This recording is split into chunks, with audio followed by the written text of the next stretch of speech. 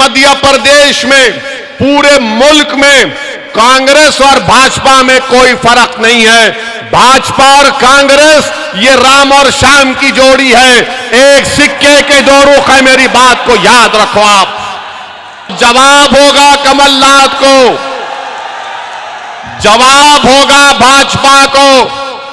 एक तरफ कांग्रेस हमसे कहती है कि खामोश हो जाओ, दूसरी तरफ भाजपा कहती है कि आवाज अगर उठाओगे तो घर तोड़ दिया जाएगा। कांग्रेस के जब मुख्यमंत्री कमलनाथ थे, उनका एक वीडियो आज भी है जिसमें मुसलमानों से मुखातिब होकर कमलनाथ कह रहे हैं कि आप लोग खामोश रहिए, कुछ मत बोलिए, खामोश रहिए। ये मिजाज कांग्रेस का हो सकता है कि खामोश रहो, ये मिजाज उन कमजोर लोगों का हो सकता है जो वक्त के हुक्मरानों से डरते हैं। मैं आपको मिजाज दे रहा हूं कि संविधान आपको इस बात की इजाजत देता है कि जमहूरियत के दायरे में रहकर आप अपनी आवाज को उठाएंगे, नारों से नहीं, वोट मजलिस के हक में डालकर आप मजलिस को कामयाब करेंगे तो वो खामोशी टूटेगी, वो सन्नाटा खत्म होगा और जवाब होगा कमलनाथ को, जवाब होगा भाजपा को। एक तरफ कांग्रेस हमसे कहती है कि खामोश हो जाओ, दूसरी तरफ भाजपा कहती है कि आवाज अगर उठाओगे तो घर तोड़ दिया जाएगा।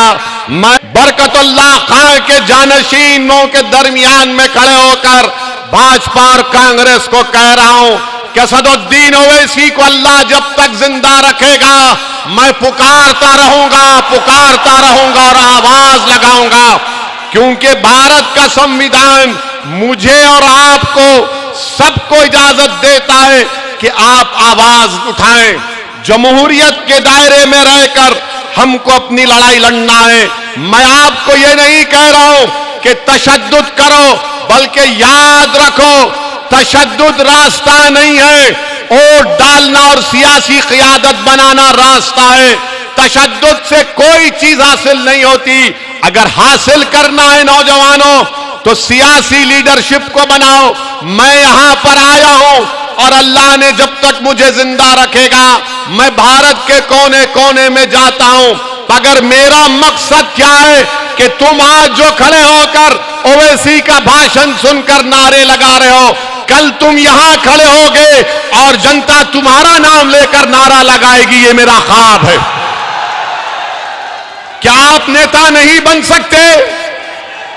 क्या आप लीडर बनेंगे?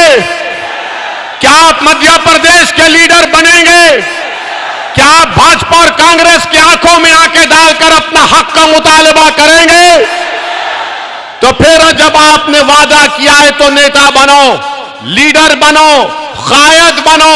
मैं तुम्हारे पीछे चलने को तैयार हूं। मैं तुमको कायद देखना चाहता हूं। मैं तुमको भारत का सबसे बड़ा नेता देखना चाहता हूं। मैं तुमको मध्य प्रदेश में एमएलए के तौर पर देखना चाहता हूं। मैं तुमको एक संसद के रूप में देखना चाहता हूं। मैं तुमको यहां पर एक रुकने बल्दिया के तौर पर मुंतखब होते हुए देखना चाहता हूं। मेरे अजीज दोस्तों, बुजुर्गों, मेरे नौजवानों, यही मेरी दिल की तड़प है, यही मेरी जमात के रुफ़क़ाओं की कोशिश है। आपसे इल्तिजा कर रहा हूं कि आप हमारा साथ दीजिए। आप याद रखिए, अगर कोई कांग्रेस के पीछे दौड़ रहा है और ये समझ रहा है कि कांग्रेस उसका साथ देगी, कांग्रेस साथ नहीं दे सकती। याद रखो, बल्कि मध्य प्रदेश में, पूरे मुल्क में कांग्रेस और भाजपा में कोई फर्क नहीं है। भाजपा और कांग्रेस ये राम और श्याम की जोड़ी है, एक सिक्के के दो रुख है। मेरी बात को याद रखो आप। अभी मैं आ रहा था तो मीडिया के लोगों ने हमसे पूछा कि कांग्रेस के लोग आप पर इल्जाम लगाते हैं कि आप बी टीम हैं। मैं भोपाल में खड़े होकर कांग्रेस के बड़े बड़े नेताओं से पूछ रहा हूं, बताओ कमलनाथ, जब आप मुख्यमंत्री थे तो कांग्रेस के 20 विधायक एमएलए कांग्रेस को छोड़कर भाजपा में चले गए। क्या वो असदुद्दीन ओवैसी के हाथ से गुलाब जामुन खाकर मामा को मुख्यमंत्री बनाए? बताओ कमलनाथ, तुम्हारी पार्टी के लोग अपना जमीर बेचकर भाजपा में चले गए। तुम्हारे कांग्रेस के एमएलए जिन्होंने विश्वासघात किया मध्य प्रदेश की जनता से और भाजपा में चले गए, मगर कांग्रेस में इतनी हिम्मत नहीं है कि मोदी पर, अमित शाह पर तनकीद करे तो उंगली उठाते हैं कि ओवैसी वोट काटने को आया है। अरे मैं काटने नहीं आया हूं। सुन लो भोपाल की जनता, सुन लो भाजपा कांग्रेसियों, मैं काटने नहीं, मैं अपना हक लेने आया हूं। मैं काटने नहीं, जोड़ने आया हूं। मेरे अजीज दोस्तों और बुजुर्गों, कांग्रेस के 20 विधायक चले गए और फिर सिंधिया चले गए और मंत्री बन गए। इसका जिम्मेदार कौन है? बताओ कमलनाथ। आज कांग्रेस के लोग मंदलिस के उम्मीदवारों के वार्ड में जाकर कहते हैं कि मंदलिस इत्तेहादुल मुस्लिमीन का साथ मत दो, ओवैसी ये है, ओवैसी फुला है।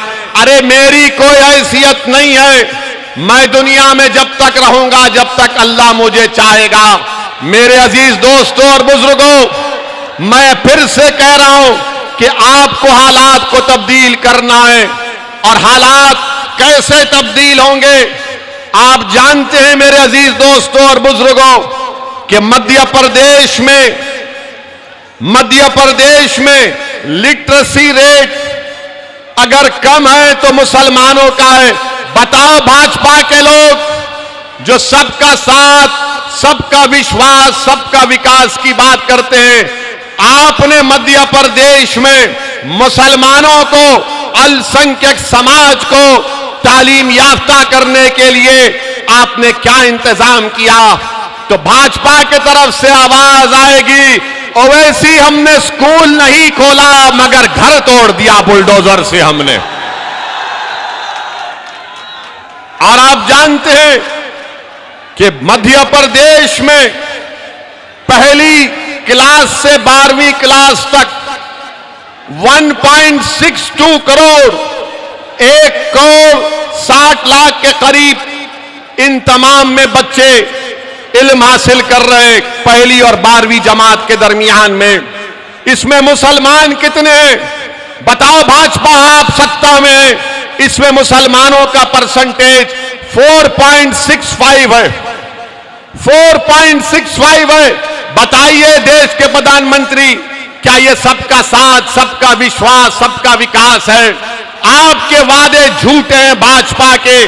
बल्कि यूडीआईएससी की रिपोर्ट है 2019 और 20 की, जिसमें क्या कहा गया कि प्राइमरी लेवल में मुसलमान 5%, अपर प्राइमरी में 4.78%, सेकेंडरी लेवल में 3%, हायर सेकेंडरी में 3.44%। बताओ कमलनाथ, आप भी तो मुख्यमंत्री थे, तो आपने क्या किया? कांग्रेस के पास इन सवालों का कोई जवाब नहीं है। जो बच्चे स्कूल के बाहर ड्रॉप आउट हैं, सबसे ज्यादा अगर किसी के हैं तो मुसलमानों के हैं। बताओ भाजपा और कांग्रेसियों, इसका जिम्मेदार क्या मैं हूं? मेरे अजीज दोस्तों और बुजुर्गों, हायर एजुकेशन में पूरे मध्य प्रदेश में डिप्लोमा, डिग्री, पीजी, पीएचडी में 21,80,000 के करीब लोग पढ़ते हैं। कितने मुसलमान हैं उसमें? सिर्फ 44,290। बताओ क्या मैं जिम्मेदार हूं? तुम हमको पढ़ने का मौका क्यों नहीं देते? ओवैसी की और मंदलिस की लड़ाई यही है कि अल्पसंख्यक समाज को, दलितों को, आदिवासियों को शिक्षा का इंतजाम किया जाए, जो ना भाजपा ने किया, जो ना कांग्रेस ने किया।